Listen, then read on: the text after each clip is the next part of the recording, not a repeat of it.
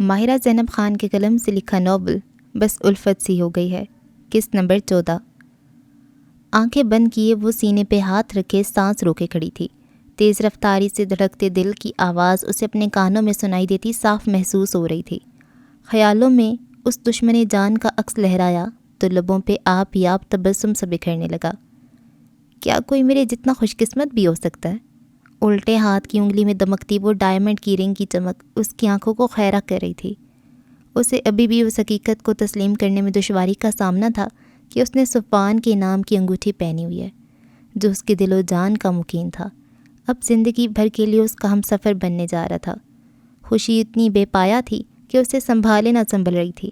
بس نہیں چل رہا تھا کہ دنیا کو چیخ چیخ کر اپنی خوش قسمت ترین ہونے کا بتائے۔ اسے یقین ہی نہیں ہو رہا تھا کہ وہ شخص ہمیشہ کے لیے اس کا نصیب بننے والا ہے، جس کی یاد سے وہ لمحہ بھر کو غافل نہیں رہتی تھی۔ اس کے چہرے سے، اس کی باتوں سے، اس کی جان لیوا مسکراہٹ سے اس نے جس شدت سے محبت کی تھی یہ صرف اس کا دل ہی جانتا تھا۔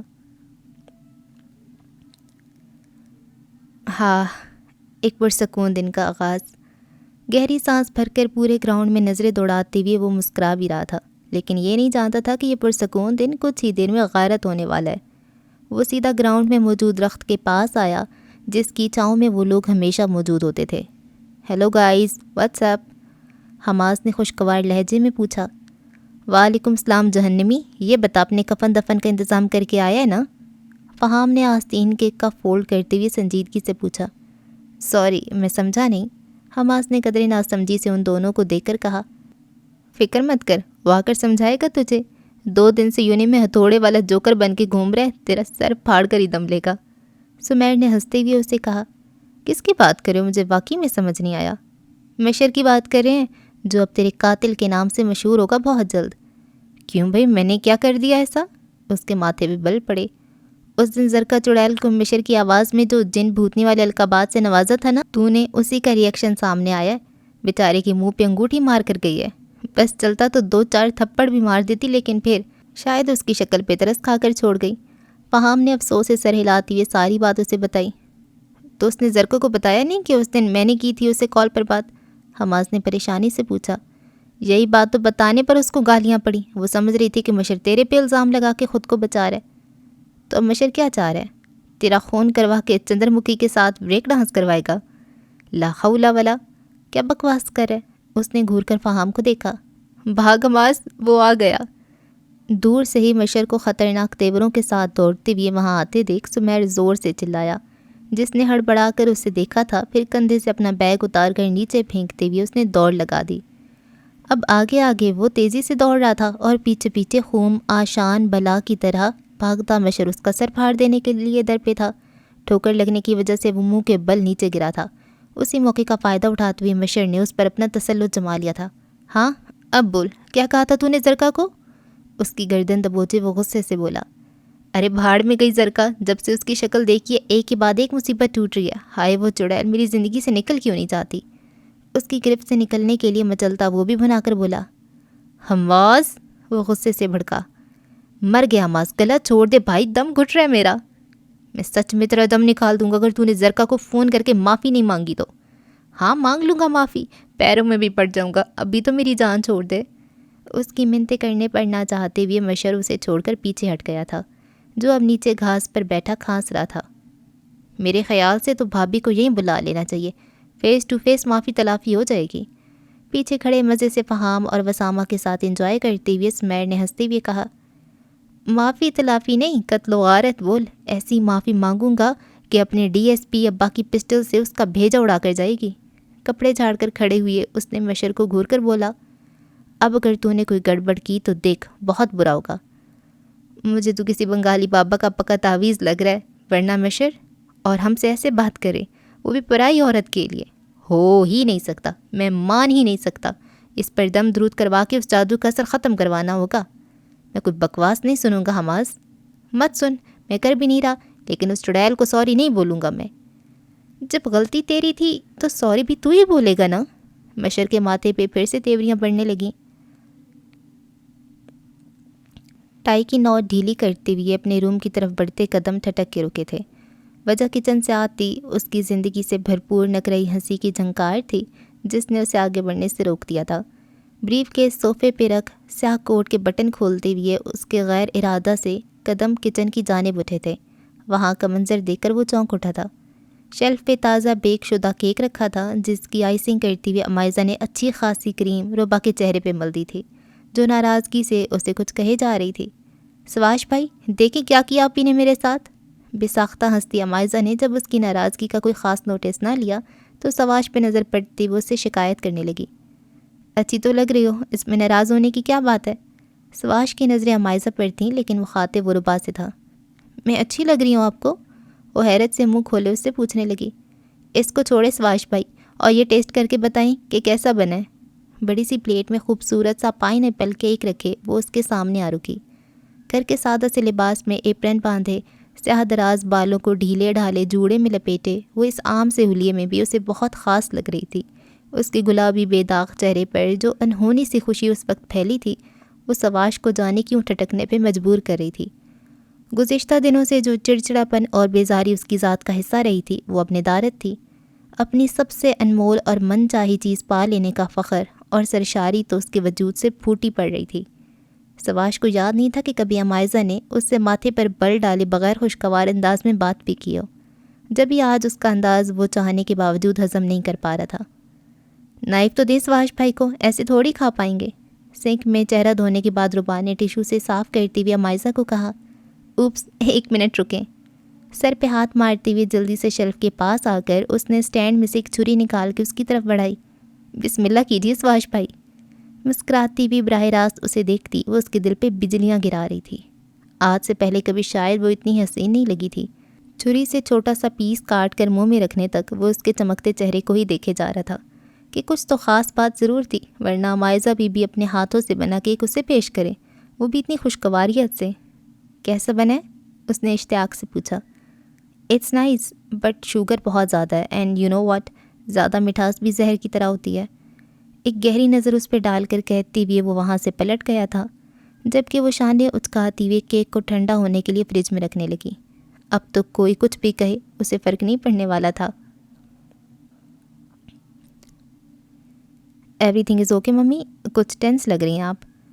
فریش ہو کر وائٹ کلر کی شلوار قمیض زیب تن کیے وہ نکھرا نکھرا سا زرمین کے روم میں آیا تھا، لیکن ان کے چہرے پر پھیلی اداسی دیکھ کر بھی ساختہ پوچھ بیٹھا۔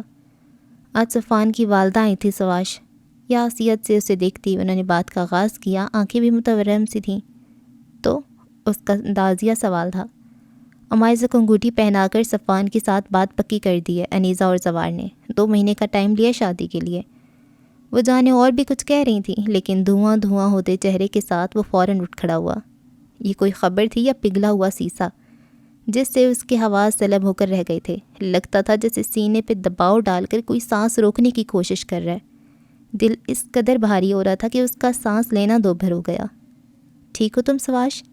زرمین نے پریشانی سے اس سے پوچھا جس کی حالت انہیں نارمل نہیں لگ رہی تھی۔ آئی ایم اوکے، بس گھبراہٹ سی ہو رہی ہے، میں لان میں جا رہا ہوں۔ مشکل سے بات پوری کرتے ہوئے تیز تیز قدم اٹھاتے ہوئے وہ باہر لان میں نکل آیا۔ لگتا تھا جیسے کسی نے جلتے انگاروں پر پھینک دیا ہو۔ اسے اپنا دل جھلستا ہوا محسوس ہو رہا تھا۔ سختی سے آنکھیں میچے وہ اپنی اذیت کو کم کرنے کی ناکام کوشش کر رہا تھا۔ جس کے جسم و جاں پر وہ اپنا حق سمجھتا تھا، آج اسے کسی اور کے نام سے منسوب ہوتے دیکھ ایک اندیکھی سی آگ نے اسے اپنی لپیٹ میں لے لیا تھا۔ اسے اندازہ تک نہیں تھا کہ وہ اسے اتنی شدید محبت کرنے لگا کہ بس نہیں چلتا تھا اسے دنیا سے چھپا کر خود میں کہیں ہمیشہ کے لیے قید کر لے۔ اسے دستبردار ہونا اتنا آسان نہیں تھا جتنا اس نے سمجھ رکھا تھا۔ دونوں ہاتھوں میں سر تھامے وہ کرسی پہ ڈھہ سا گیا، سر درد سے پھٹنے لگا تھا۔ اس کی ذات میں گم ہو کر وہ اس قدر بے خبر ہو گیا تھا کہ جنوری کی سرد ہوائیں بھی جسم سے ٹکراتی اسے محسوس نہیں ہو رہی تھیں۔ شدت سے اس کا دل بچوں کی طرح رونے کو چاہ رہا تھا۔ آج سے پہلے کبھی اس نے خود کو اتنا بے بس محسوس نہیں کیا تھا۔ اس کی شخصیت ایسی نہیں تھی، لیکن امائزہ کی محبت نے اسے سر سے پیر تک جکڑا ہوا تھا۔ لاکھ کوشش کے باوجود بھی وہ اس کے سحر سے خود کو آزاد نہیں کر پایا تھا۔ جتنا اسے ذہن سے جھٹکنے کی کوشش کرتا وہ اتنی ہی شدت سے اس کے دل و دماغ میں سما کر سارے حربے ناکام بنا جاتی۔ تو نے تو عزت سے شادی سے انکار کر دیا تھا نا؟ سیاہ ہولناک اندھیرے نے رات کو اپنی لپیٹ میں لے رکھا تھا جب اس کی سنجیدگی سے ابھری آواز نے ماحول پہ چھائے سناٹے کو توڑا۔ تارکول کی دور تک جاتی صاف و شفاف سڑک پہ اس کے قدم مضبوطی سے اٹھتے اپنے نشان ثبت کر رہے تھے، لیکن ان میں غیر شناسا سی شکست تھی جو کبھی اس کا حصہ نہیں رہی تھی۔ میرے چاہنے یا نہ چاہنے سے کیا ہوتا ہے سواش، ہونا تو وہی ہے جو پہلے سے میرے نصیب میں لکھا جا چکا ہے۔ مجھے اس لڑکی میں کوئی دلچسپی نہیں ہے، میں نے تو کبھی اسے غور سے دیکھا بھی نہیں ہے، لیکن قسمت دیکھو، مجھے نہ چاہتی ہوئے بھی ساری زندگی اس کے ساتھ گزارنی ہے، اور جس کے ساتھ کا تمنائی ہوں، جسے خود سے بڑھ کر چاہتا ہوں، وہ کبھی میری ہو ہی نہیں سکتی۔ یاسیت سے گہری سانس بھرتے ہوئے اس نے جواب دیا۔ جیکٹ کی جیبوں میں ہاتھ ڈالے سر جھکائے وہ ایک ہی چیز سوچ رہا تھا۔ کوئی اس کے دل سے پوچھتا کہ صفوان کس قدر ناشکر ہے، وہ جس لڑکی کے لیے اپنی جان تک قربان کر سکتا ہے، اور ایک وہ ہے جو بنا مانگے اتنی آسانی سے ملنے کے باوجود کسی اور کے لیے رو رہا ہے۔ کیا بات ہے رضوان، آپ کچھ پریشان لگ رہے ہیں، سب ٹھیک ہے نا؟ شازمہ نے ان کے پاس صوفے پہ بیٹھتے ہوئے پوچھا، جن کی پرسوچ نظریں ٹی وی اسکرین پہ جمی تھیں۔ چہرے پر بھی سوچ کی گہری پرچھائیاں جھلک رہی تھیں۔ اسکرین پہ ماہ کنان کی مختلف تصاویر شفل کر کے دکھائی جا رہی تھیں، جبکہ نیوز اینکر پرجوش انداز میں تیز تیز بولتی ہوئی اس کا نیا کارنامہ سنا رہی تھی۔ کچھ دن پہلے قاتلانہ حملے میں شدید زخمی ہوئے ایس پی کو اس حالت میں بھی سکون نہیں۔ پٹیوں میں جکڑے وجود کے ساتھ بھی 3 خطرناک ملزمان کا کل رات انکاؤنٹر کر دیا، جن کی تاک میں پولیس کافی عرصے سے تھی، اور موقع کو ہاتھ سے جانے دینے کا تو ایس پی کا شیوا ہی نہیں تھا۔ اور یہ وہی لوگ تھے جنہوں نے رضوان شاہ اور سمرین کو دھمکانے کی کوشش کی تھی۔ اپنی اسی بہادری اور نڈر انداز کی وجہ سے بہت جلدی وہ کافی مقبول ہوتے ہوئے ترقی کے منازل طے کرا تھا۔ میں کافی دنوں سے ایک الجھن میں مبتلا تھا شازمہ۔ آنکھوں سے گلاسز اتار کر سائڈ ٹیبل پہ رکھتے ہوئے انہوں نے ریموٹ سے ٹی وی بھی آف کر دیا تھا۔ لیکن مجھے لگ رہا ہے کہ اب فیصلہ لینا میرے لیے آسان ہو گیا۔ کوئی پریشانی ہے تو مجھے بتائیے رضوان۔ ان کے تھکے تھکے سے انداز پر وہ بھی بے چین ہو اٹھی۔ میں سمرین کی نسبت ختم کرنا چاہتا ہوں شازمہ۔ ماہ ایک بہت قابل اور سعادت مند لڑکا ہونے کے ساتھ ساتھ ایک ایماندار پولیس آفیسر بھی ہے۔ اس کی زندگی کو جن خطرناک چیلنجز کا سامنا ہے وہ سب ہمارے سامنے ہی ہے۔ زندگی اور موت تو اللہ کے ہاتھ میں، لیکن یہ جس طرح سے خود موت کی منہ میں جانے کو ہمیشہ تیار رہتا ہے، مجھے اس کی وجہ سے سمرین کی بہت فکر ہے۔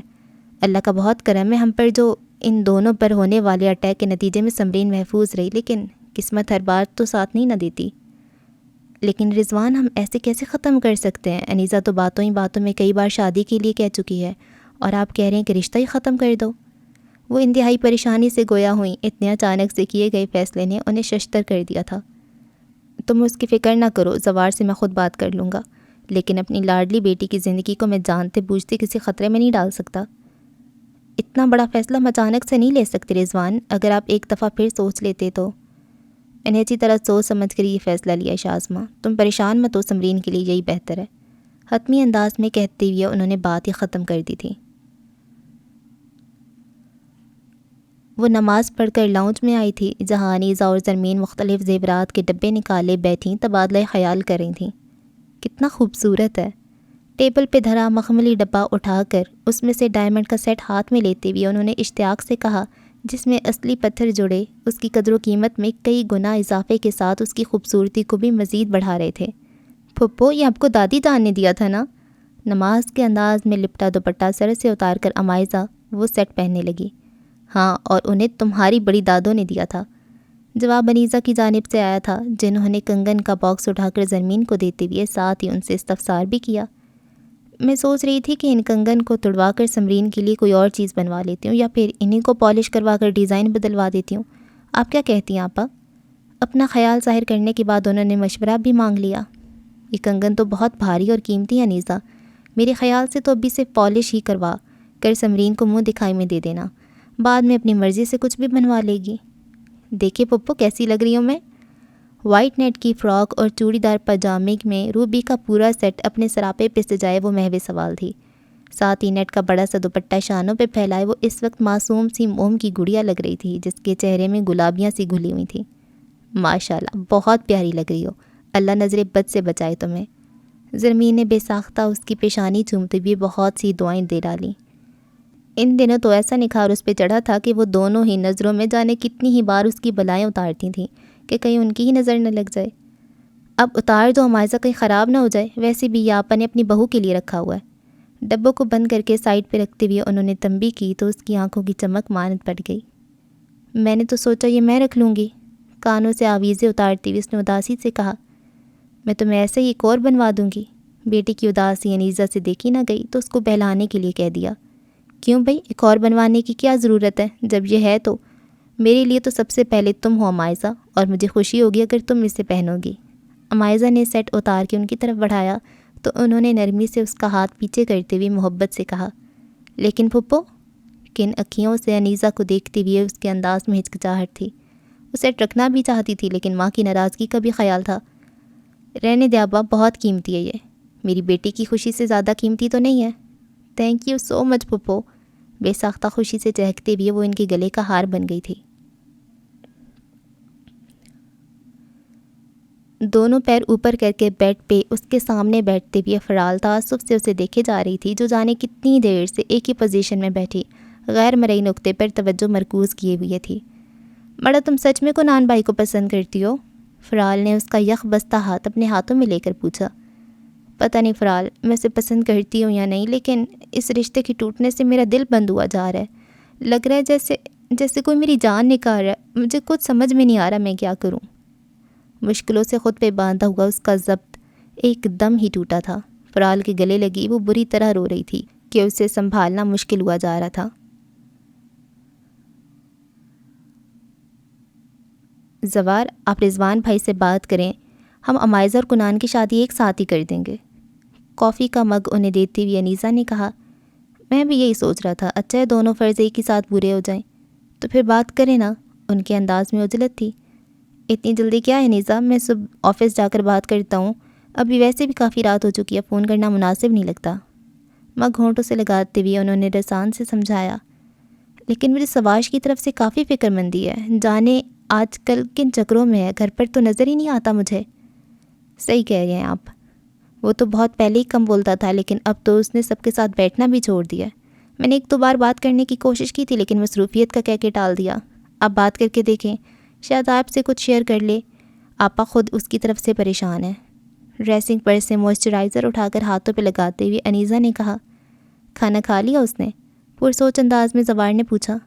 صبح کا گیا ابھی تو آیا ہے، پتہ نہیں پورا دن بھی کچھ کھایا یا نہیں۔ وہ فکر مندی سے بولی تو خالی مگ سائڈ ٹیبل پہ رکھ کر وہ روم سے باہر نکل آئی، جہاں ٹی وی لاؤنج میں سنگل صوفے پہ بیٹھی عمائزہ کوئی ڈرامہ دیکھ رہی تھی۔ عمائزہ بیٹا، زوار کے بلانے پہ جلدی سے آواز کم کرتے ہوئے اٹھ کر ان کے پاس چلی آئی۔ جی پاپا، اس نے سعادت مندی سے پوچھا۔ سواش کے لیے کھانا گرم کر کے اس کے روم میں لے آؤ، میں وہیں جا رہا ہوں۔ ہدایت دیتے ہوئے وہ آگے بڑھنے لگے تھے لیکن اس کی پکار پہ رک گئے۔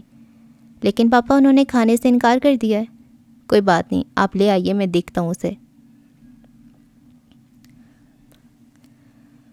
وہ بھی شاور لے کر سیاہ رنگ کی شلوار قمیض پہنے بالوں کو تولیے سے رگڑ رہا تھا جب دروازے پہ ہلکی سی دستک ہوئی۔ یس کم ان، اجازت دیتے ہوئے برش اٹھا کر وہ گیلے بال سنوارنے لگا۔ بزی ہو سواش؟ زوار ملک کی آواز پہ وہ بری طرح چونک کر پلٹا۔ ان کی یہاں موجودگی اس کے وہم و گمان میں بھی نہیں تھی۔